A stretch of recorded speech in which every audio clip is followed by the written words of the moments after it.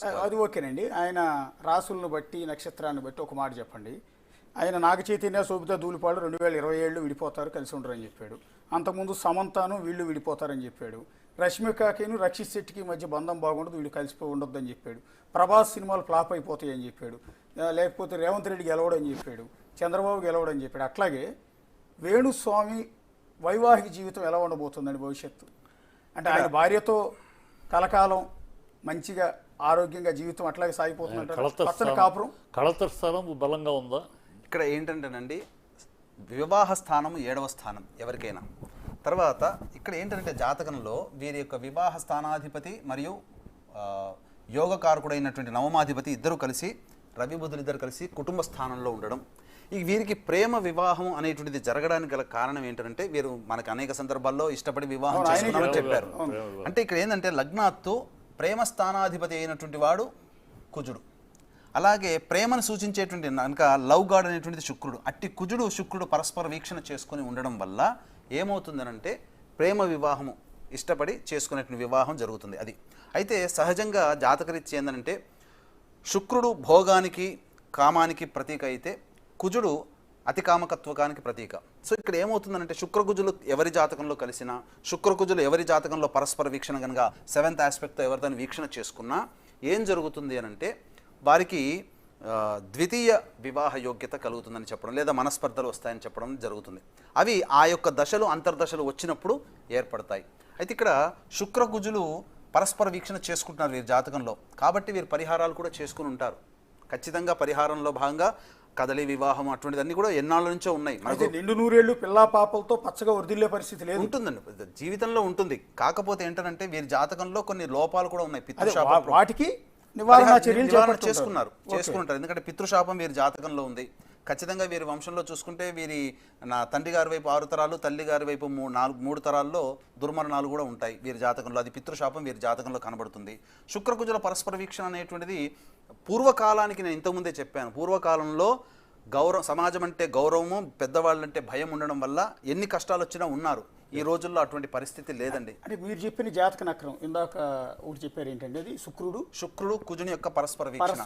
కాకపోతే ఇక్కడ శుక్రుడు మాత్రం కొంత యోగించబడ్డాడు. ఎందుకంటే శుక్రుడికి 12వ స్థాన స్థితి కలిగింది.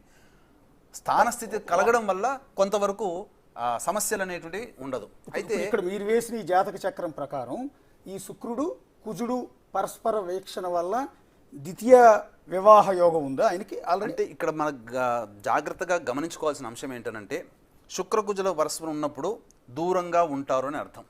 ఇప్పుడు మీకు ఎగ్జాంపుల్ చెప్తానండి. ఒక వ్యక్తి వివాహం చేసుకుంటాడు. అమ్మాయి ఒక సంబంధించినటువంటి స్టేట్ గవర్నమెంట్లో జాబ్ చేస్తుంది, అబ్బాయి ఎక్కడో నవోదయ అని చెప్పిన సెంట్రల్ గవర్నమెంట్లో జాబ్ చేస్తాడు. ఏదో వారంలో ఒకసారి కలుసుకుంటారు. అంటే వీరిద్దరి జాతకంలో ఎడమోహం పెడమోహంగా ఉండేటువంటి యోగం ఉన్నప్పుడు, కానీ గ్రహాలు కొన్ని యోగిస్తున్నప్పుడు వాళ్ళిద్దరూ కలిసి ఉంటారు. కానీ పేరుకు మాత్రమే కలిసి ఉంటారు, కానీ ఎవరి వ్యక్తిగతమైనటువంటి వారి వృత్తుల్లో వారు బిజీ అయిపోయి కలవడం అనేటువంటిది తగ్గుతుంది. అంటే అలా ఉన్నా విడిపోయినట్టే లెక్క, విడిగా ఉన్నట్టే లెక్క. ఎందుకంటే మధ్యలో దూరాన్ని పెంచుతుంది కదా, ఆ విధంగా వీరి జాతకంలో ఉంటుంది. ఆమె లైఫ్లో ఆమె లైఫ్ స్టైల్లో ఆమె బిజీగా ఉండడం, ఈయన లైఫ్ స్టైల్లో ఈయన బిజీగా ఉండడం, దూరంగా ఉంటారేమో. అది అంటే ఇప్పుడు అందరి జాతకాలు చెప్పి అడక్కుపోయినా కూడా జాతకాలు చెప్పి వేణుస్వామి ఆయన జాతకం ఆయనే చూసుకుంటాడండి, లేకపోతే వేరే వాళ్ళ దగ్గరికి వెళ్ళి మీలాంటి స్వామిల దగ్గరికి వచ్చి ఎవరికైనా చూయించుకొని ఉంటారు? వారు కూడా వివాహం చేసుకునేటప్పుడు కూడా వారు చూసుకొని ఉంటారు. వారి యొక్క జాతకానికి ఆ అమ్మాయి జాతకానికి సంబంధం బలంగా ఉన్నప్పుడు ఎటువంటి గ్రహాలు ఇబ్బంది ఉన్నా కాస్త ఎడబాటు ఉంటుందే తప్ప విడిపోయేంత స్థితి అయితే రాదు.